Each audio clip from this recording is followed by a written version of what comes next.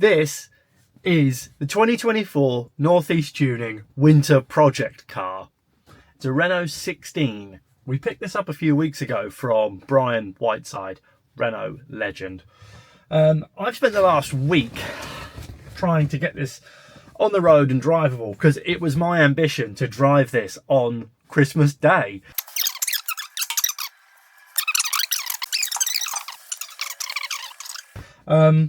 I achieved that, but we've still got a few things that we need to do.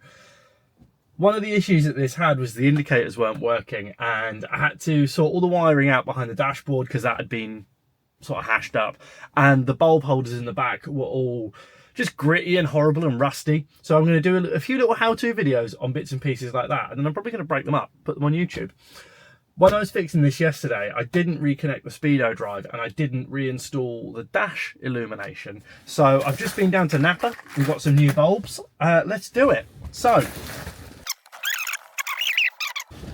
we are getting somewhere now.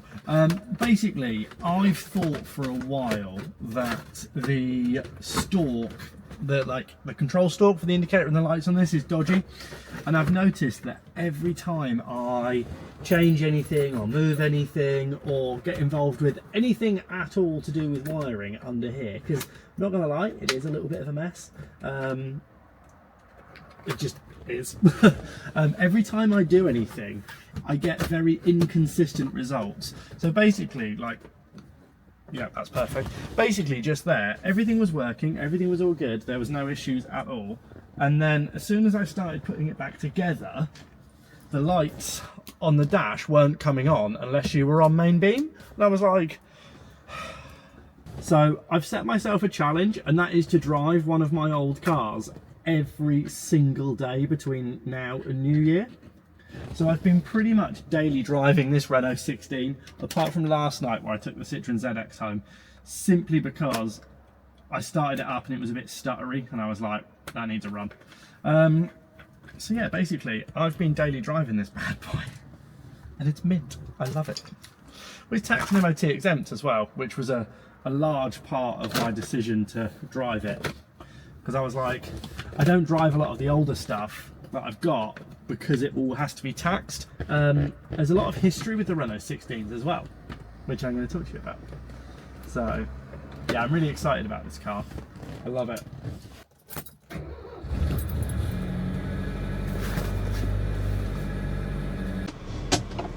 Renault 16s. Right, what can I tell you about Renault 16s? I like researching things. I like going on YouTube and finding out about stuff before I buy things, but unfortunately there wasn't anything at all for this car. Like, everything was in Dutch, everything was in French. There were no English videos on a Renault 16, so I'm going to change that today.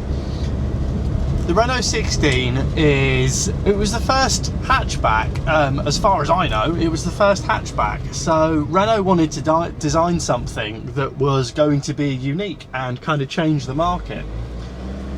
And cars had always been either the kind of 3-box design where you know, long bonnet, passenger area, boot area, or you could get like a shooting brake kind of thing, coach built or something like that. And Renault wanted to build something that was a hatchback, and this is what they came up with. So really, you could say this is the granddaddy of hatchbacks. So that's quite cool. They came out in the 60s, I think it was about 1965 these came out, and they made them for a really long time. This is a very early GL car, so it's got the small kind of almost teardrop like rear lights, which are really nice. They were column change, which is a bit of a novelty these days, but a lot of cars in that era were column change. The plus side of that is you've got a direct connection straight to the gearbox, and the gearbox sits ahead of the engine. It's actually like a mid-front layout. The engine sits really far back behind the front wheels. Later on in the video I'll show you that in a little bit more detail, because under the bonnet's really interesting on these. They've got a double torsion beam rear suspension, so one sits in front of the other, which means that the wheelbase is different from left to right, so that's a very interesting feature. The ride on them and the suspension's really good. Like, they are They are super soft, like they got a lot of body roll, but the grip's really good. These just hang on forever. Don't buy a Renault 16 if you want to get anywhere quickly. I find that this car's really happy. About 50-55 mile an hour, I'm just cruising along here, just tickling the throttle, and it's lovely. Brakes, you've got to remember it's an old car. You don't expect the brakes to work. They're non-servo assisted brakes on this model, so you have to push the pedal quite hard. But it's nice because there's lots of modulation and it stops up good. The steering's really light, which is aided by having this absolutely enormous steering wheel. Like, it's huge. The interior design, it looks simple. It looks really simple by today's standards, but in the 60s, when you compare this to, like, what would it be compared to? Like a Triumph Dolomite or something like that. It's really stylish and it's really nice.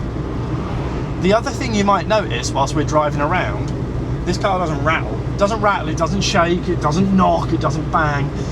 And I've got to be honest, I'm not sure that this is a particularly prime example. It's just a nice, usable, mechanically up together car, but it drives really, really well. Like I say, I've been daily driving this. I've been getting up and out the house at like 6:30 in the morning and going for drive to work and stuff in this. And it has not faltered. It started on the button, first time, let it warm up for a minute with the choke on, and then job done. Engine-wise, these are a 1500cc. They're about 55-60 horsepower-ish. But what's interesting about these is they used this engine in the Lotus Europa and the early Alpine A110s. And the Alpine A110 obviously was a rally car, and it was known for how strong and how robust it is. And I've got to say, this engine, it's impressed me. It's easy to work on, everything's accessible, there's loads of space around it, and parts are still cheap and accessible. You can still get them, which is awesome. There's a really good website called Renault 16 Shop, and they sell everything for these. Because they use this engine in the Lotus Europa as well, I've found online like digital service manuals and digital workshop manuals on the Lotus web pages, which has been great when I've been sat there at night. The wiring diagrams as well, like, I'm a Volkswagen boy. Volkswagen wiring diagrams are absolutely appalling. However, the wiring diagrams for these are really easy to read, and everything's got like, it's all coloured properly, and it's got like terminal points and destinations and to and from. Wiring diagrams for these are a dream. One of the issues with this car is the heater fan doesn't work. You don't need it. They've got this ventilation flap up here which puts cold air into the cabin, so like the ventilation on this is really good. But if you just pull these flaps down here, you can go from demist to getting a really nice through breeze.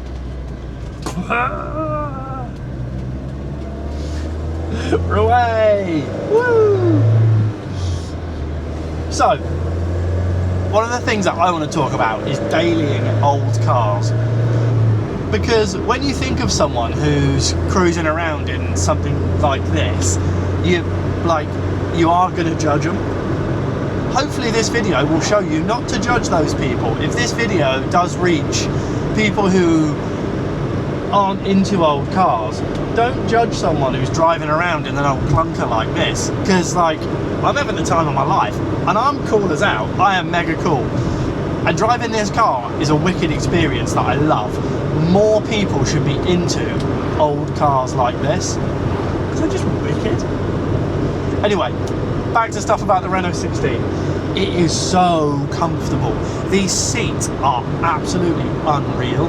And the other thing that Renault spent a lot of time working on is the versatility. So what you can do with the rear seat is you can bring it forwards a couple of inches to give you more boot space. You can lay the front seats down flat, which they humorously called the playpen position, so you can turn it into like a little bed in the back.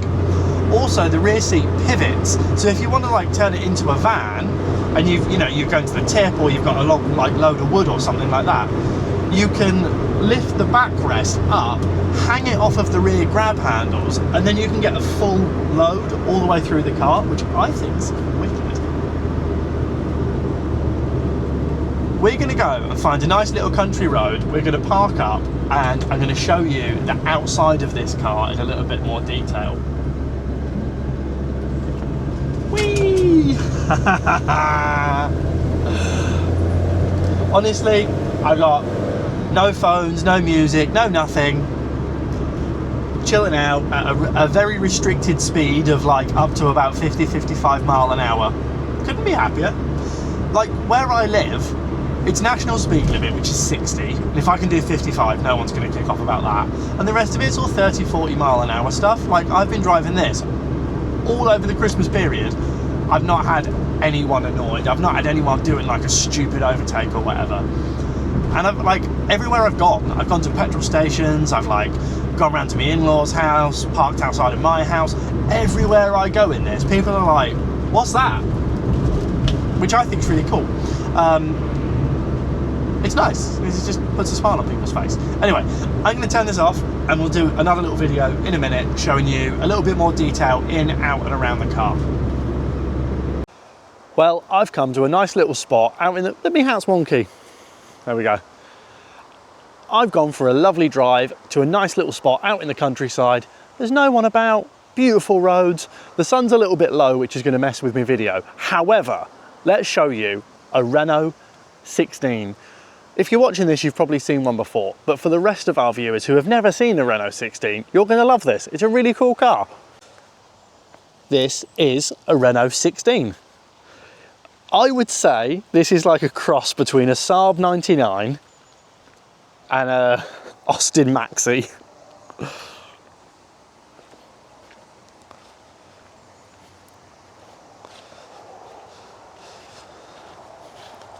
This particular car I would probably class as like a rolling resto.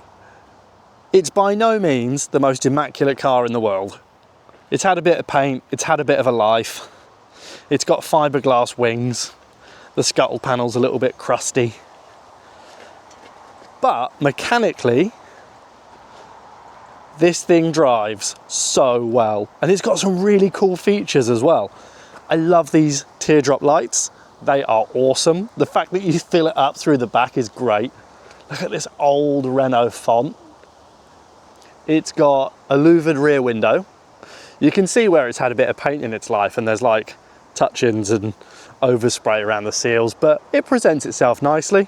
There's a little bit of crust there which will get sorted. The interior on it is now really nice, apart from the carpets, but I'm going to get one of those from the Renault 16 shop. When we bought this car from Brian, it had a rip in the seat just down there, and Brian very kindly sorted us out with a lovely, very nice condition interior for it, which was very kind of him.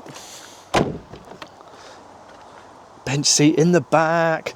Let me show you what these rear seats do, because this is so cool. So that's the seat in its normal position. If you lift it up and pull it forwards, hang on, it's hard to do this one-handed. Might get my hand in there. There we go. That comes up. Then I cannot do this one-handed. Like, oh yeah, look how easy this is, and then I can't do it. Let's try doing it this way. Hang on. There we go. That worked. So then the seat comes forwards, which gives you a little bit more boot space. How cool is that? Speaking of boot space, look at the size of the thing. So obviously this was one of the first hatchbacks. It's bloody enormous. It's a huge boot. Proper metal parcel shelf, love that. Louvers on the back. So what you can also do with this, which I think is wicked, this seat can pivot. Oh, you have to open the door. Let me go around and open the door. This seat can pivot all the way up, and then you use these straps to strap it up so you've got a full load space. I think that is a wicked feature, considering the age of the car and the fact that car manufacturers bang on about stuff like that and versatility these days. I think that's a great feature. The interior, it's a really nice place to be.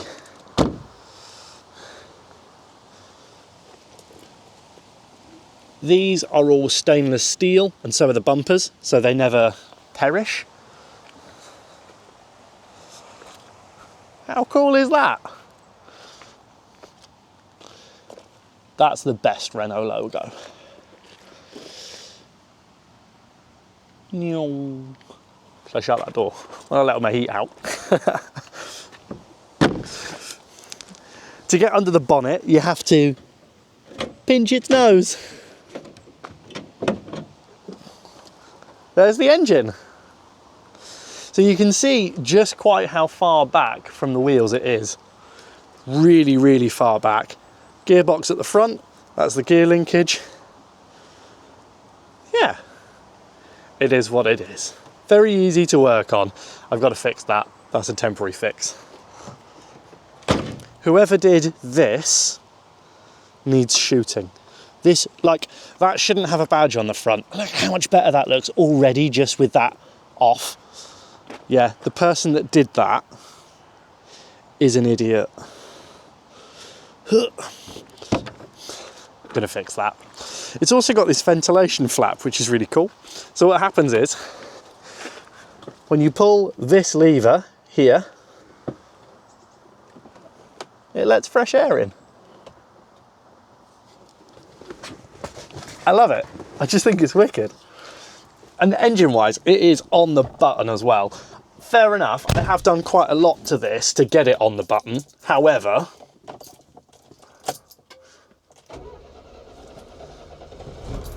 she going. Let's show you some more cool stuff. So this is the gear lever here. You can see there's the pattern. So that's first, second, third, fourth, reverse. Indicators, I fixed them. Lights on, and then that's dipped beam, that's main beam. You pull it up, that's parking lights, and then that's like flash to pass. Cool, huh? That's not where I wanted to put that. So let's go for a drive in a Renault 16 up a nice little country road. Might have to make this a multiple point turn, which I don't mind.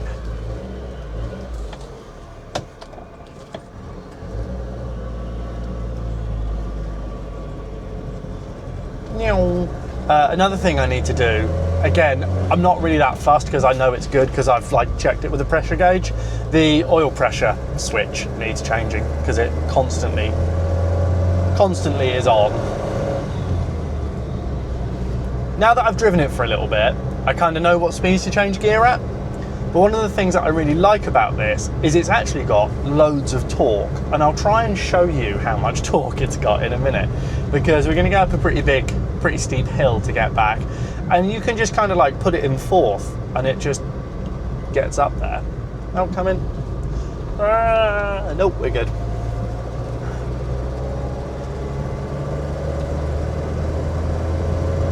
So 100% you can daily drive old stuff like this. Like, if you've got a little bit of mechanical sympathy, you don't mind just chilling out, you're going to get there when you're going to get there. Absolutely. It's tax and MOT exempt. This thing's been really good on fuel. The fuel gauge is broken as well, but I think that's just a sticky sander unit. But because I full tanked it, I've now got to get it low enough that I can take the level out to clean it all up without all the petrol coming out. But yeah, as long as you're kind of sensible and chill with these things, you can absolutely drive them daily. So my camera decided to die on the way back. But we did in fact make it back. We went a little bit further. I actually went out for about an hour and a half just cruising around in it. I'm going to be doing a lot more content and videos on this Renault 16 simply because there's not anything out there. And when I was looking to find out stuff about the Renault 16, there was nothing. It was all old stuff. 60s cars aren't the fashion at the moment. People aren't into them like they used to be. It's kind of gone more modern to like the 80s and the 90s stuff. So people aren't necessarily out there looking at these 60s cars at the moment, which means they're a real bargain. And like, they're just wicked. They're great. That car, to get in it and drive to work and back, Absolutely perfect. Go down the beach on the weekend, whatever. We're going to Reims later on in the year to like an international auto jumble. Genuinely, I've had serious thoughts about taking that because I'm completely confident that it would get me there, just maybe a little bit slowly. So stay tuned because we are going to be doing more to this. I think there'll be a lot of content. So if you're interested in Renault 16s, general old rubbish cars that aren't rubbish, they're great, and want to see some more of my weird old collection of stuff, stay tuned in and hope you have a good new year.